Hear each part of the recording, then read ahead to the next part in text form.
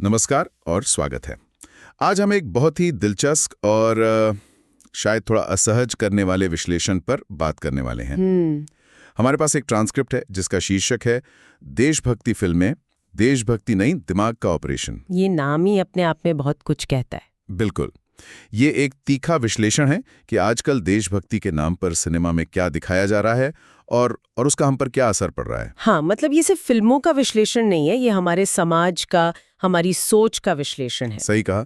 वो एक लम्हा होता है ना जब फिल्म खत्म होती है, राष्ट्रगान बजता है और पूरा हॉल खड़ा हो जाता है। हाँ, वो एक बहुत शक्तिशाली पल होता है। तो ये ट्रांसक्रिप्ट एक बहुत ही बुनियादी सवाल उठाती है कि जब हम उस तिरंगे के लिए खड़े होते हैं तो क्या हम वाकई देश के लिए खड़े हो रहे हैं या किसी और के एजेंडे के लिए। एग्जैक्टली आज की हमारी सारी बातचीत इसी एक सवाल की परतें खोलने की कोशिश करेगी। और इन परतों को खोलने के लिए ये विश्लेषण एक बहुत ही, क्या कहते हैं, एक दमदार फ्रेमवर्क देता है।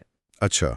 वो इन फिल्मों को सिर्फ मनोरंजन नहीं मानता, वो इन्हें एक डाइवर्जन स्ट्रैटेजी के तौर पर देखता है। ध्यान भटकाने की रणनीति। हाँ, खासकर तब जब देश में महंगाई, बेरोजगारी जैसे असल मुद्दे लोगों को परेशान कर रहे हों।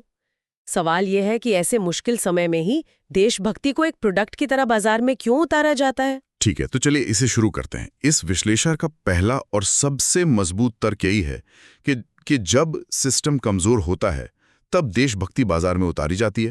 ये तो बहुत बड़ा बयान है। ये एक बड़ा बयान है, लेकिन विश्लेषण इसके पीछे एक पैटर्न दिखाता है। पैटर्न? कैसा पैटर्न? आप सोचिए, जब भी चुनाव नजदीक होते हैं या सीमा पर कोई तनाव बढ़ता है या देश के भीतर कोई बड़ा विरोध प्रदर्शन चल रहा होता है, तभी अचानक से देशभक्ति फिल्मों की एक बाढ़ सी आ जाती है। बिल्कुल। तो विश्लेषण का तर्क है कि ये सिर्फ एक संयोग नहीं है, ये एक सोची समझी रणनीति है। मतलब ये एक तरह का इमोशनल कैलेंडर है कि जब जनता असल मुद्दों पर सवाल पूछने वाली हो तो उन्हें एक भावनात्मक मुद्दा दे दो। कुछ हद तक इसे आप एक तरह की इमोशनल हाईजैकिंग कह सकते हैं। इमोशनल हाईजैकिंग, वाह!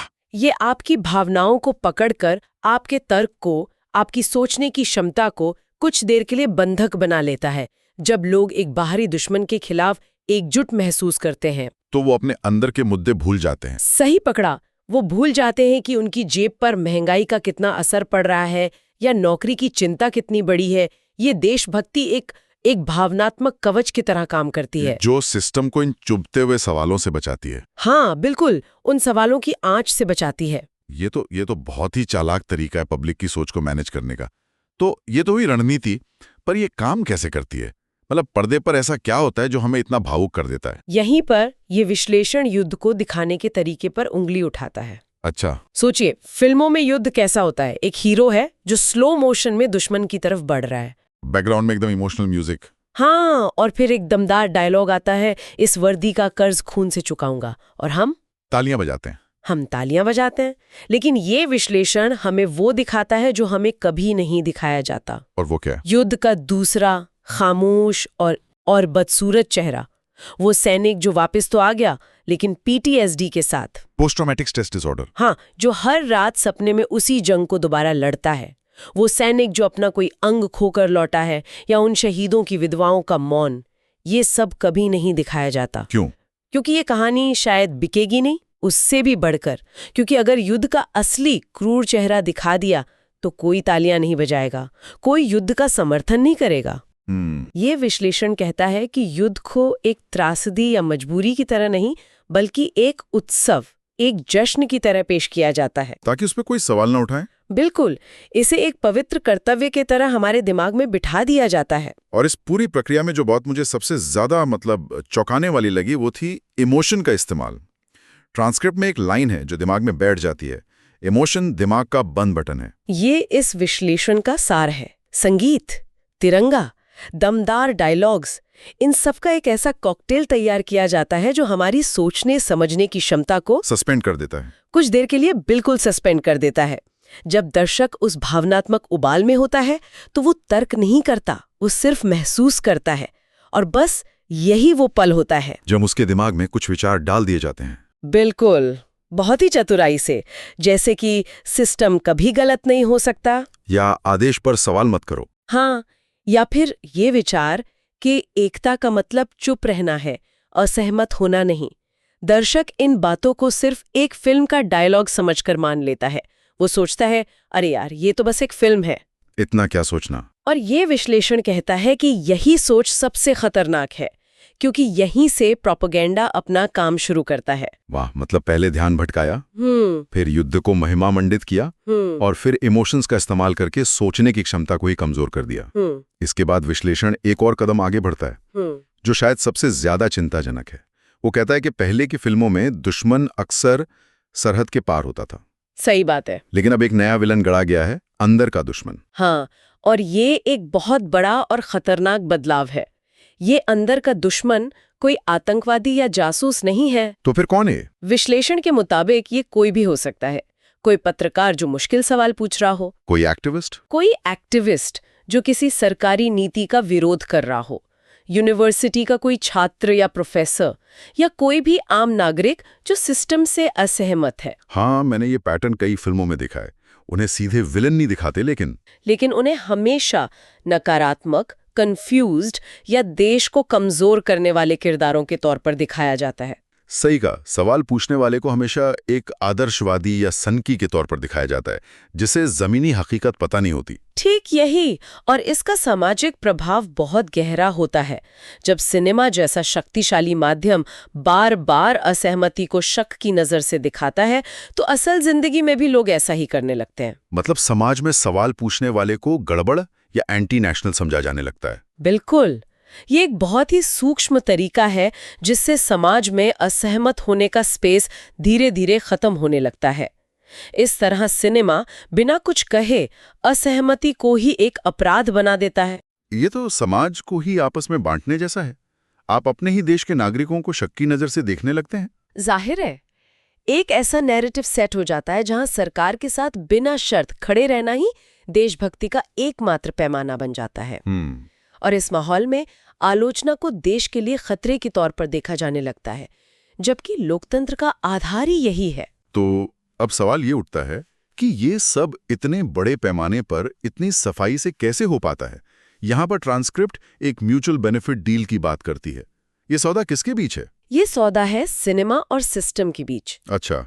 विश्लेषण इसे बहुत सीधे तरीके से समझाता है। फिल्म बनाने वालों को क्या मिलता है? उन्हें सेना से असली टैंक, लड़ाकू जेट, असली लोकेशंस पर शूटिंग की इजाजत और तकनीकी मदद भी। हाँ, सोचिए, इससे उनकी फिल्म का प्रोडक्शन वैल्यू कितना बढ़ जाता है। फिल्म एकदम असली लगती है। सही बात है। वो जो बड़े बड़े एक्शन सीन हम देखते हैं, वो बिना इस मदद के तो मुमकिन ही नहीं है। तो ये तो हुआ फिल्म मेकर का फायदा। बदले में सिस्टम को क्या मिलता है? बदले में सिस्टम को मिलती है एक परफेक्ट साफ सुथरी इमेज, एक ऐसी कहानी जिसमें कोई नैतिक दुविधा नहीं होती, कोई सिस्टम फेलियर नहीं होता, अफसर कभी कोई गलत फैसला नहीं लेता, और ऊपर से आए आदेशों पर कभी सवाल नहीं उठाए जाते। विश्लेषण इसे ही सॉफ्ट प्रोपेगेंडा कहता है। Soft propaganda? हाँ, ये सीधे तौर पर कुछ नहीं कहता, बस एक खास तरह की छवि आपके दिमाग में बना देता है जिसे आप सच मानने लगते हैं। तो क्या हम ये कह सकते हैं कि ये जो म्यूचुअल बेनिफिट डील है, यही वो इंजन है जो इस पूरी प्रोपेगेंडा की गाड़ी को चलाता है? ये एक बहुत महत्वपूर्ण कनेक्शन है। दर्शक के तौर पर हम सोचते हैं, वाह क्या फिल्म बनाई है, लेकिन हम ये नहीं समझ पाते कि उस भव्यता के पीछे एक मौन समझौता छिपा हो सकता है। और इसी समझौते से जुड़ा है एक और गंभीर मुद्दा, जिसकी तरफ ये विश्लेषण इशारा करता है, इतिहास को फिर से लिखना। हाँ, और ये शायद इस प्रोपेगेंडा का सबसे स्थायी असर है। ये फिल्में इतिहास की जटिल घटनाओं को बहुत आसान और साफ सुथरा बना देती हैं। हाँ, और चुनिंदा जो ऐतिहासिक गलतियां थीं, उन्हें उस वक्त की जरूरत या सोची समझी रणनीति बता दिया जाता है। और जो बड़ी विफलताएं थीं, उन्हें किस्मत की मार या बाहरी धोखे का नतीजा बताकर खारिज कर दिया जाता है। मतलब इतिहास वो नहीं रह जाता जो हुआ था, बल्कि वो बन जाता है जो फिल्म में दिखाया गया है। बिल्कुल। और इसका सबसे बड़ा खतरा ये है कि दर्शक, खासकर युवा पीढ़ी, ये मानने लगती है कि अगर फिल्म में ऐसा दिखाया है तो यही सच होगा। इस तरह सिनेमा धीरे धीरे इतिहास की किताबों की जगह लेने लगता है। वो तथ्यों पर आधारित जटिल इतिहास को हटाकर एक सरल, भावनात्मक और एक खास विचारधारा वाले नैरेटिव को अंतिम सच की तरह स्थापित कर देता है। तो अब इस पूरी बातचीत को समेटते हैं।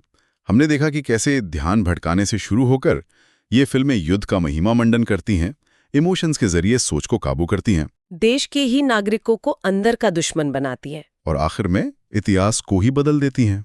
ट्रांसक्रिप्ट के अंत में एक बहुत ही खतरनाक डायलॉग का जिक्र है जो लगभग हर ऐसी फिल्म में सुनने को मिलता है, देश के लिए सब जायज है। ये लाइन सुनने में बहुत अच्छी लगती है ना? लेकिन विश्लेषण कहता है कि इसके मायने बहुत गहरे और खतरनाक हैं। कैसे? सब जायज है का मतलब है कि देश के नाम पर नागरिकों के अधिकार दूसरे दर्जे पर आ जाते हैं। सवाल पूछना एक विकल्प बन जाता है, जरूरत नहीं, और सिस्टम की जवाबदेही गैर जरूरी हो जाती है। हाँ, ट्रांसक्रिप्ट एक बहुत ही मार्मिक बात कहती है यहीं पे।